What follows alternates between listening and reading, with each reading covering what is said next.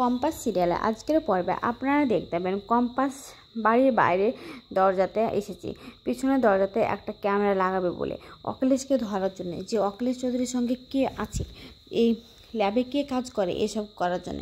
তখন কম্পাস এসে ওখানকার লাগায়, আর যখনই ওখান থেকে নামতে যায় তখন একটা টবে পড়ে যায়, আর টবটা পড়ে গেলে বিহানের ঘুম ভেঙে যায়। তখন বিহান বলে, কী ব্যাপার, কিসের শব্দ হলো, দেখি তো বলে ঘুম থেকে উঠে জানলার ধারে আসে, আর জানলার ধারে এসে দেখে নিচে কেউ একজন দাঁড়িয়ে আছে, কিন্তু দূর থেকে বুঝতে পারে না। অন্যদিকে অখিলেশ ফোন করে যে লোকটাকে দিয়ে ও কাজ করে, সে লোকটাকে, যে তুমি তাড়াতাড়ি এসো, আমি বাইরেকার দরজাটা খুলে দিচ্ছি, এখন সিসিটিভি ক্যামেরাগুলো অফ করে রেখেছি, বেশিক্ষণ অফ করে রাখা যাবে না, তুমি তাড়াতাড়ি আসো। তখন বলে ঠিক আছে, আমি আসছি। তখন বিহান বলে, নিচের থেকে তো ওপর থেকে তো নিচটা দেখাইছে না, তাহলে গিয়ে কি আমি দেখবো, একবার যাই, গিয়ে দেখি আমি বলে বিহান নিচে যায়, আর নিচে গিয়ে দেখে যে টপটা ভেঙে গেছে। তখন বলে, কেউ তো এখানে এসেছিলো। ঠিক তখনই অখিলেশ আসে, আর অখিলেশ এসে তখন দেখে যে দরজাটা যে খুলে অমনি দেখতে পায় যে ওখানকার দাঁড়িয়ে আছে বিহান। তখন বলে, কী ব্যাপার, বিহান এখানে দাঁড়িয়ে আছে, তাহলে বিহানকে সব কিছু জেনে গেল। তখন তাড়াহুড়া করে অখিলেশ দরজাটা লাগিয়ে দেয়, আর এদিকেও তখন বিহান চিৎকার করে আর ডাকতে থাকে, সিকিউরিটি সিকিউরিটি করে।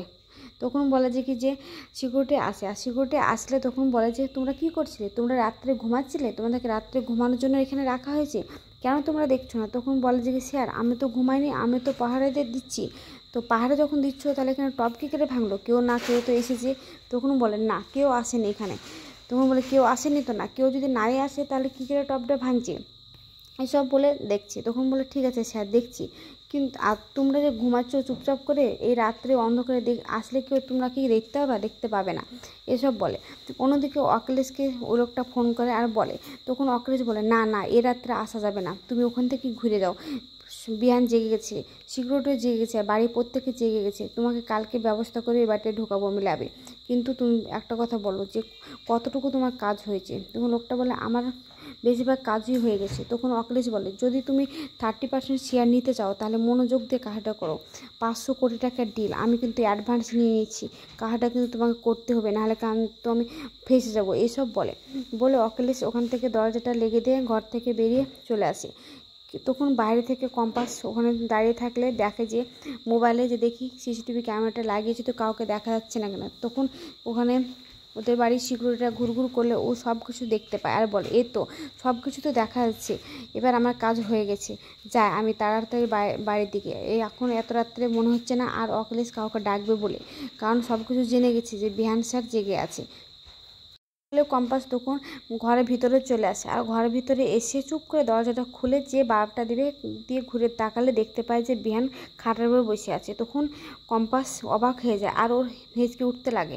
তখন বিহান বলে, এই মেয়ে শুনো, সবসময় তুমি হেঁচকে তুলো কেন গো, পানি খাও। তাই বলে পানির বোতলটা নিয়ে গিয়ে ওর হাতে ধরে দেয়। তখন পানির খায় আর বলে, শুনো, না খাওয়ার ভান করে থাকবে না, বুঝতে পারছো তো, এবার তুমি নিজে থেকে খাবে, আর না খেলে তো বুঝতে পারবে, বাড়ির সবাই যে তুমি খাওনি তার জন্য কত কি ভাবছে তুমি জানো, আমাদেরকে ভাবো যে আমাদের টাকা পয়সা অনেক কিছু আছে বলে আমরা কাউকে মানুষ বলে মানুষ গণ্য করি না, এসব তো ভাবো, কিন্তু না, আমরা মানুষকে মানুষ মনে করি। তোমাকে নিয়ে বাড়ির সবাই যে আলোচনা করছে, সমালোচনা করছে যে তুমি খাওনি, খুব সারা রাত না খেয়ে আসো, সেটা তুমি জানো, আর তুমি বাড়ির বাইরে কিসের জন্য গিয়েছিলা, আমি জানি ওখানে তুমি গিয়েছিলা কিসের জন্য। তখন বলে, কেন আমি গেলাম তো আপনার কি, আপনি কি আমার পেছনে স্পাইম্যানগিরি করে বেড়াচ্ছেন?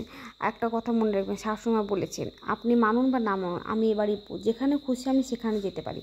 তখন বলে, ঠিক আছে, আগে তো খেয়ে নাও, তারপরে বাদবাকি কথাটা হচ্ছে, বলে পকেট থেকে চকলেট বের করে জোর করে কম্পাসকে খাইয়ে দেয়। তখন কম্পাস না খেতে চাইলে বলে, খাও বলছি কিন্তু, ফেললে কিন্তু বুঝতে পারবে।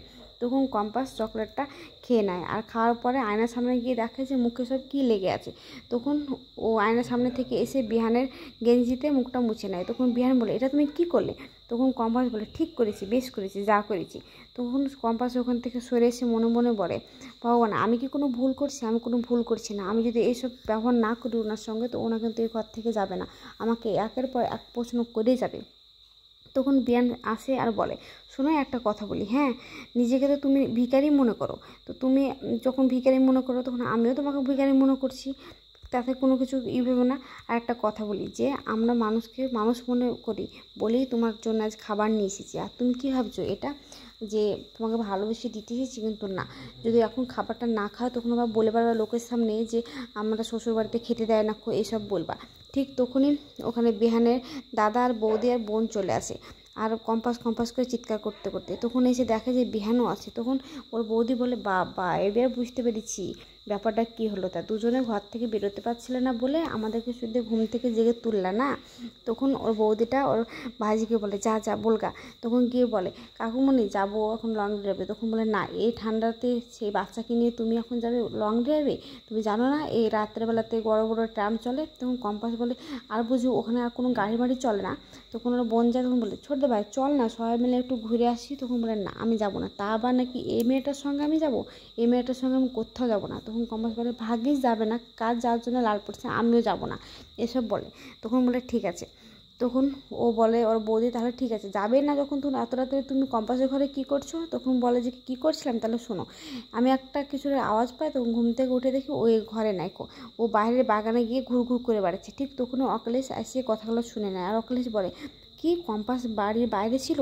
তাহলে কী করছিল ওখানে? কিছু কেউ সন্দেহ করেছে? আমি তো বিহানকে দেখলাম ওখানে, কিন্তু কম্পাসকে তো আমি দেখতে পেলাম না, কী ব্যাপার? তখন ও দাদা বলে, ও আচ্ছা ঠিক আছে এবার বুঝতে পেরেছি, তুই খুঁজতে খুঁজতে এই ঘরে চলে এসেছিস না। তখন বলে, বৌদি শোনো, তোমরা যা খুশি তাই করো, আমার ভালো লাগছে না, আমি এখান থেকে চলে যাচ্ছি। এসব বলে ওখান থেকে তাড়াহুড়া করে ঘর থেকে বেরিয়ে চলে আসে। তখন অখিলেশ ও তাড়াহুড়া করে ওখান থেকে পালিয়ে চলে যায়। তখন কম্পাস বলে যে, বৌদি তোমরা যাও আমি আসছি। তখন বলে, কিন্তু তাড়াতাড়ি কিন্তু আসবে, অনেক কিন্তু রাত হয়ে গেছে। তখন ওর বৌদিরা চলে গেলে কম্পাস ওখানে দাঁড়িয়ে দাঁড়িয়ে ভাবতে থাকে যে, মা তোমার কাছে কাল যাবো আব্বার ডায়েরিটা নিয়ে, আর তোমাকে গিয়ে সব কিছু দেখাবো যে সে বাবার ডায়েরি দেখো ছোটোবেলাকার। তা এসব বলছে, আর বলছে তোমাকে সব কিছু জানাবো মা, আমরা হয়তো বাবাকে আবার খুঁজে পেতে চলেছি, এসব ভাবতে থাকে। পরের দিন সকালে দেখা যায় যে অভিজ্ঞান দত্ত একটা পেপার পড়ে, আর পেপারে লেখা আছে যে অভিজ্ঞান দত্ত জোচ্চোর। মোনালিসাকে পড়াশোনা করেছে, ফার্স্ট হয়েছে বলে সব কিছু করেছে, কিন্তু না, মোনালিসা কিছুই করেনি, একটা মেয়েকে ওর বদলে পড়িয়েছে, আর ওই মেয়েটা ডিগ্রি পেয়েছে, কিন্তু ও সব কিছু জোর চুরি করেছে এইসব বলে। তখন অভিজ্ঞান দত্ত রেগে বলে, কম্পাস তুই আমাকে এভাবে রাগাচ্ছিস কেন? এভাবে রাগালি? তোর জন্য তোর মায়ের জন্য আমি কী না করেছি, খেতে দিয়েছি, পড়তে দিয়েছি, তার আমাকে এই প্রতিদান দিলি? এসব বলতে বলতে সেখানে মোনালিসার মা চলে আসে আর বলে, বাবা কী হয়েছে আমাকে একটু বলবে? ঠিক তখনই ফোন বাজে। তখন অভিজ্ঞান দত্ত ফোনটা ধরতে বলে শেষটাকে, আর ফোনটা ধরলে বলে, কে আপনি? তখন বলে যে, আমরা রিপোর্টার। তখন শেষটা বলে, বাবা একটা রিপোর্টার ফোন করেছে, আপনার সঙ্গে কথা বলবে। তখন অভিজ্ঞান দত্ত বলে, ফোনটা রাখো। তখন ঠিক আছে আমি ফোনটা রেখে দিচ্ছি বাবা, আর কারো ফোন ধরবো না, কিন্তু আপনি একটু সাবধানে বসুন, নাহলে আপনি অসুস্থ হয়ে যান, আপনার শরীর খারাপ হবে। তখন মোনালিসা পেপারটা পড়ে আর শেষটাকে নিয়ে এসে দেয়, আর বলে, দেখো তোমার গুণবতী মেয়ে কী করেছে, দেখো আমার দাদুর সম্মান নিয়ে কত ছিনিমিনি খেলছে, আমি কিন্তু ওকে ছাড়বো না, এবার দেখবে আমি কি করতে চলেছি এসব বলে। আগাম পর্বে দেখতে হবে যে কম্পাস ওর মায়ের কাছে গিয়েছে ডায়েরিটা নিয়ে, আর গিয়ে বলছে, মা এটা তুমি চিনতে পারছো, এটা হচ্ছে বাবার ডায়েরি, দেখো আমরা শীঘ্রই বাবাকে ফিরে পেতে চলেছি। তো আজকের পর্বটা কেমন হয়েছে, ভালো লাগলে কমেন্ট শেয়ার